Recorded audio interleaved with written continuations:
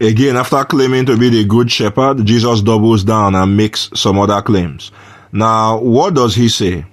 He keeps saying, my sheep hear my voice, and I know them, and they follow me. I give them eternal life, they will never perish, and no one shall snatch them out of my hand. Now, a first century Jew would have gone crazy about this statement, and when I show you why, I think you will go crazy too. The psalmist says in this psalm, come, let us worship and bow down, let us kneel before the Lord our Maker. For he is our God, we are the people of his pasture, and the sheep of his hand.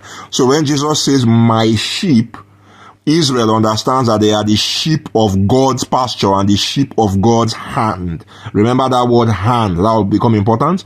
How does it go next?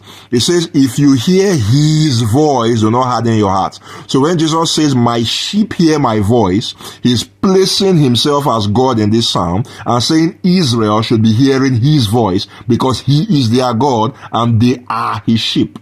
Now remember, he talked about being in his hand, and he says we are the sheep of his hand. But he even triples down with a further reference.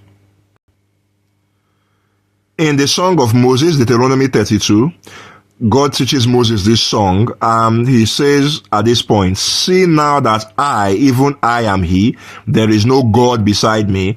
I kill and I make alive, I wound and I heal, and there is none that can deliver out of my hand. Do you see that? So when Jesus says that nobody can take a sheep out of his hand, he's claiming to be God, whose sheep Israel is.